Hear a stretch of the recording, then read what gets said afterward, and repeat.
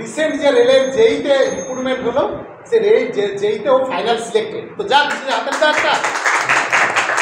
তো বিশ্বজিৎ আমাদের আরামবাগের ছেলে, এবার ওর মুখ থেকেই শুনবে ও কোথা থেকে পাস আউট করেছে, কীভাবে ও এখানে এলো।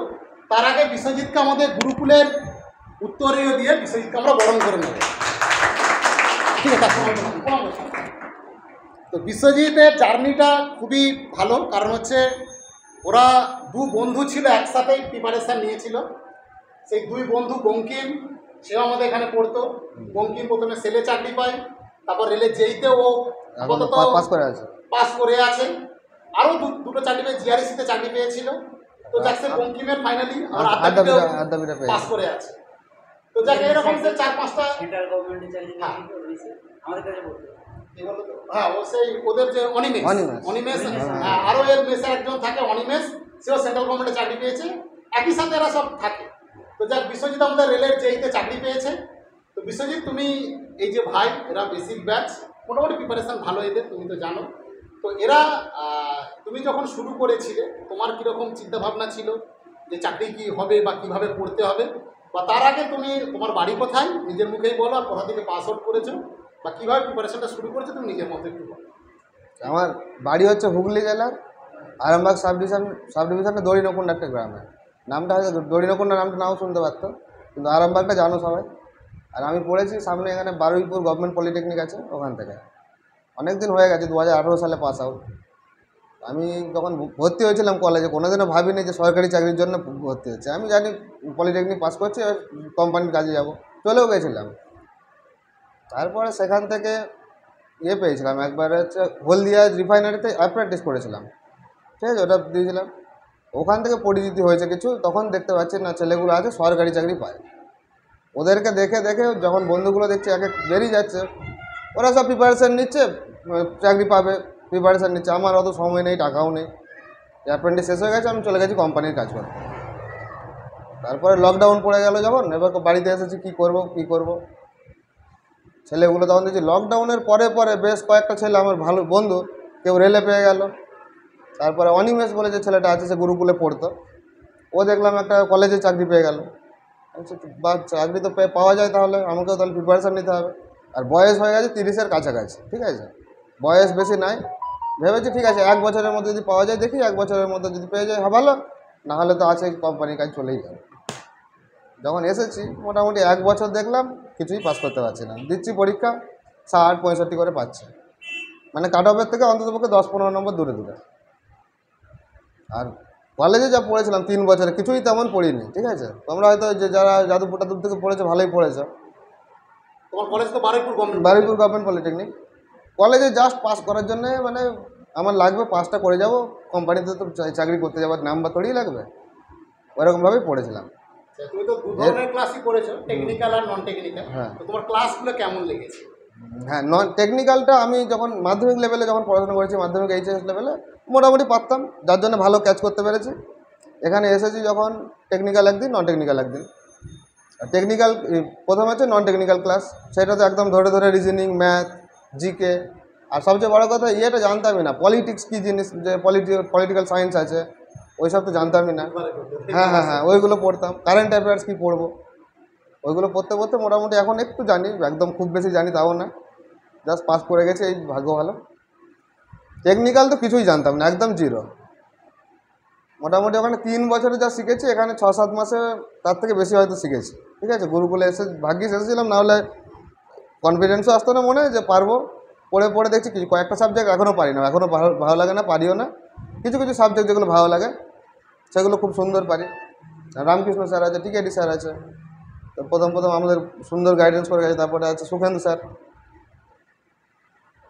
ভালোভাবে গাইডেন্স করে। এখন মোটামুটি প্রিপারেশান একদম 100% এখনও নয়, ঠিক আছে। এবার চাকরি পেতে গেলে 100% প্রিপারেশান জীবনে হবে না, পারবেও না করতে, যে হ্যাঁ তার আগে তো হয়ে যাবে। এবার আমি একটা দেখেছি যেটা 100% মার্কস কারোর আসে না। অনেক পরীক্ষায় দেখবে 90, 92, 95 করে কাট অফ যাচ্ছে। ওইগুলো দেখে যে পরীক্ষা দেবো না, ওসব চলবে না। 75% অ্যাভারেজ মার্কস রাখতে হবে প্রত্যেকটা পরীক্ষাতে, যে আমার টার্গেট থাকবে 75%। 100 পরীক্ষা হলে যদি হয় 75 পেলেই হবে। 75 থেকে 80 কনস্ট্যান্ট যদি ধরে রাখতে পারো চাকরি পাবে। ঠিক আছে, 75%, তার বেশি যাওয়ারই দরকার নেই। এবার দেখো অনেক কিছু সাবজেক্ট আছে টেকনিক্যালে পড়তে ভালো লাগে না, সেইগুলো জাস্ট বেসিকগুলো শিখে রাখবে, জাস্ট বেসিক, একদম ডিটেলসে জানার দরকার নেই, কিন্তু যেই সাবজেক্টগুলো ভালো লাগে ওইগুলো যেন 100% ক্লিয়ার থাকে। ঠিক আছে। আচ্ছা, তুমি তো গ্রামের ছেলে, ধরো আমাদের তো বেশিরভাগই মানে মফস্বল থেকেই সব আসে, তো তোমাকে তো অনেক ওই ইকোনমিক একটা সমস্যা বিরাট থাকে, বা যারা দূরে থাকে তারা বাড়ি থেকে যাতায়াত করে অনেকটা টাইম চলে যায়, সেক্ষেত্রে আমি হ্যাঁ, এই ব্যাপারেও আমার একটু বলার দরকার আছে। এটা তোমার কাছে কীরকম মনে হয়? দেখ, গ্রামের যে আমাদের বাড়ির কাছাকাছি সেখানে কি হয়, সেন্ট্রাল গভর্নমেন্টের চাকরির জন্য না কেউ পড়ে না। এবার পিএসসি যে ফর্ম ফিল আপ হয় জানেই না, 4-5টা, আমি যে বাড়িতে গিয়ে বলি যে পরীক্ষা দিতে হবে, কটা ভ্যাকেন্সি আছে, 5টা-6টা। কেএমসিতে তো বড় বড় ওরকমই বেরিয়ে এসছে। ওরকমই থাকে। যে পিএসসিগুলো হয় এনএইচপিসি, সেলে তবুও 15-16টা ভ্যাকেন্সি, মানে অনেক বেশি ভ্যাকেন্সি। তারা তো শুনে যাবে চাকরি পাওয়া যাবে না, এই পাওয়া যাবে না। যদি ওখানে থাকো, ওখানকার যদি বন্ধু থাকে, ব্যাস, ডিমোটিভেট জীবনে পাবে না। মোটিভেট হতে হলে কী করতে হবে, এমন গ্রুপে থাকতে হবে যে দেখতে পাচ্ছে হ্যাঁ চাকরি পাচ্ছে, ছেলেগুলো পড়ছে, একটুর জন্য হচ্ছে না, অথচ কিছু পাস করছে। এদের সঙ্গে যদি থাকো তাহলে চাকরি হবে। এবারে আসতে হবে গ্রাম থেকে উঠে এসে, যদি বাড়িতে থাকো বাজার যাও, এই যাও সেই যাও, মাঠে একটু ধান কাটা আছে, আলু, এখানে এখন আলু লাগানো হবে, তো বলতে হবে, মানে আমাদের হুগলির ছেলেদের তো আমাদের তো আলু আছে। হ্যাঁ। বাড়িতে থাকলে তোমার বাবা মা যখন কাজ করতে যাচ্ছে, ভাই কাজ করতে যাচ্ছে, তুমি বাড়িতে বসে থাকতে পারবে না, যেতেই হবে বাধ্য হয়ে।